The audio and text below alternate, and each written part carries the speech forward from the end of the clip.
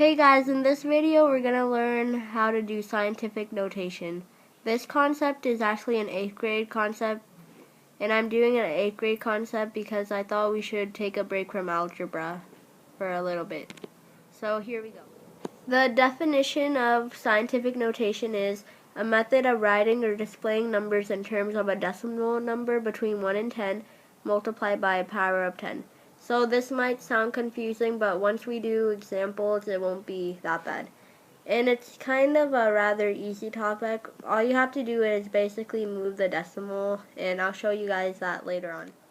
Another word that you might want to know is standard notation, which is basically how we normally write a number. So like 1, 2, 3, and so on. And today we're going to learn how to make a scientific notation number into a standard notation number, and also the other way around. So this is just an example. So first we have to change this number in basically a decimal. So what you have to do is pretend there's a decimal right here at the end, and then we're going to count how many spaces it takes to get or to make it a decimal number. So 1, 2, 3, 4, 5, 6, 7. So a decimal right here. So it takes 7 little slide things to get to right here. So what we have to do is write it as a decimal. So the decimal is 1.4 times 10, and however many times it took to get here, you have to make that into an exponent. So it took 1, 2, 3, 4, 5, 6, 7 times to get to the front right here. So it's going to be to the power of 7. And that's basically how you write it in scientific notation.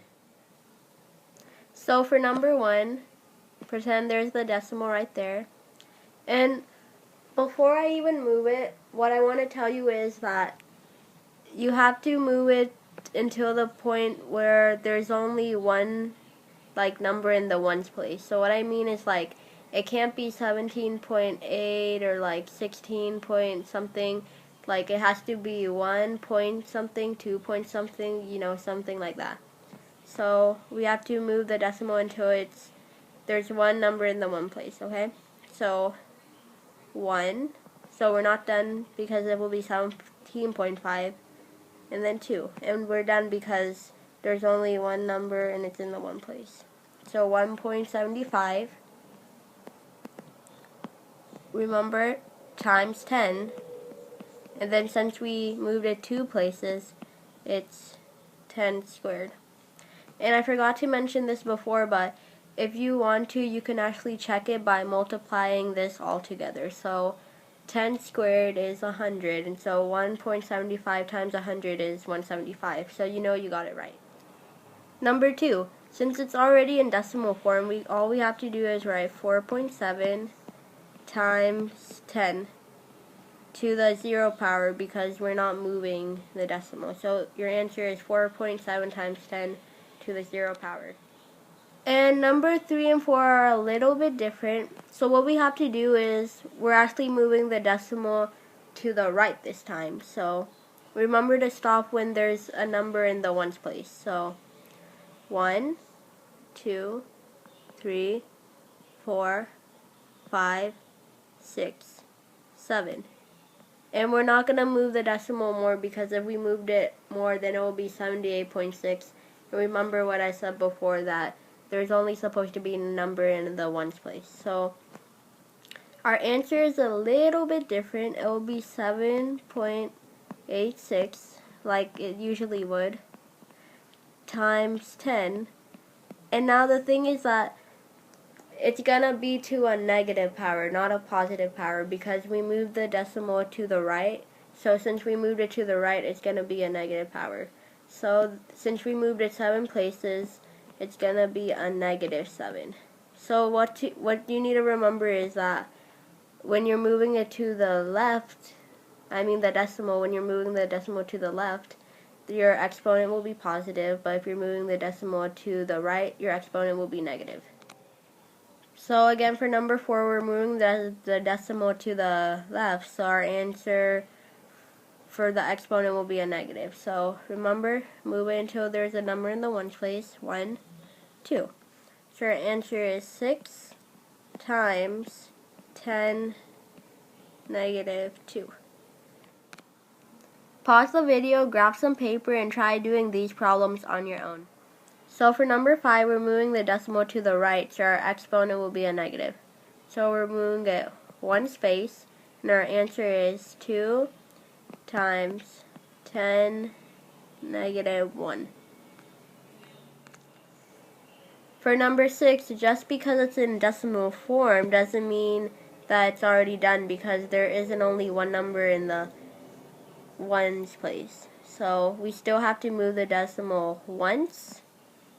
So our answer is 88, or not 88, I mean 8.84 times 10 to the first power.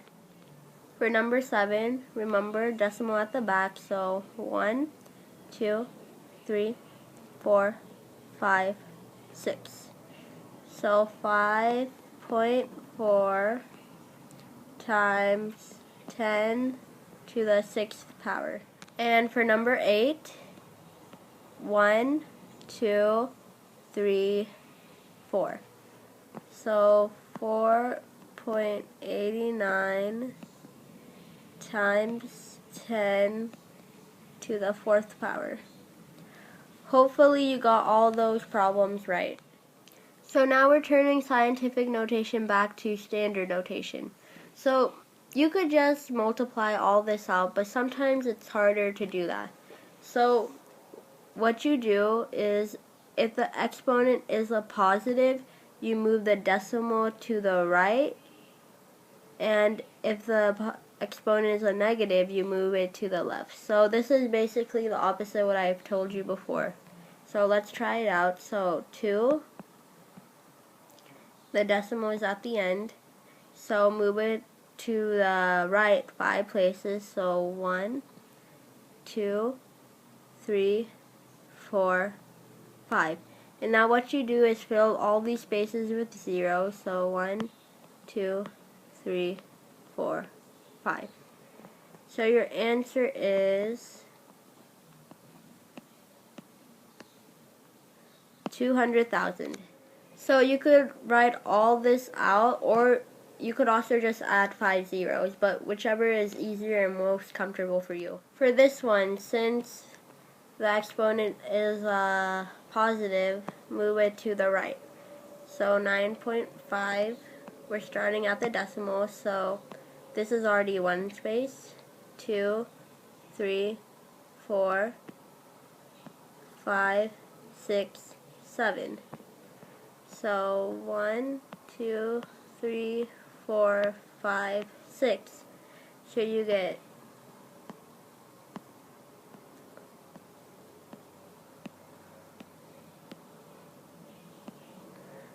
95 million. For number 3, the exponent is negative. So what we have to do is move the decimal to the left. So 1.5, and then we're moving it 2 spaces. So 1, 2. So you get this in the end. Again, we have a negative exponent, so we're moving the decimal to the left. So 0.9, 1, 2, 3.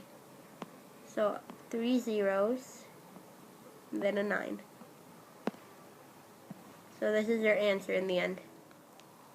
Pause the video, grab some paper, and try doing these problems on your own. For number 5, our exponent is positive, so you have to move the decimal to the right. So 8.3, 1, 2, 3, 4, 5, 6, 7. So you could have done this, or you could have just add 6 zeros. So 8, 3, 1, 2, 3, 4, 5, 6. So you get 83 million in the end. For number 6, the exponent is 0. So our answer is just 4 since we don't have to move anything. 7, the exponent is a negative, so we have to move the decimal to the left. So 4, the decimal is right here. So 1, 2, 3, 4, 5. So that will be 4 zeros. So it's 0.00004. And number 8, we have to move the decimal to the left 1. So 0.91. So it becomes 0.09. Hopefully you got all those problems correct. So this video was a little bit long, and I'm sorry about that. I was teaching kind of 2 concepts in one video. I really hope I helped you out, and thank you so much for 87 views on my first video. We're almost to 100 views, so thank you very much. And please subscribe if you're not already. I make videos every Saturday. And please like this video and comment below what you want me to do next. And follow my Twitter if you're not already. And thank you so much for watching.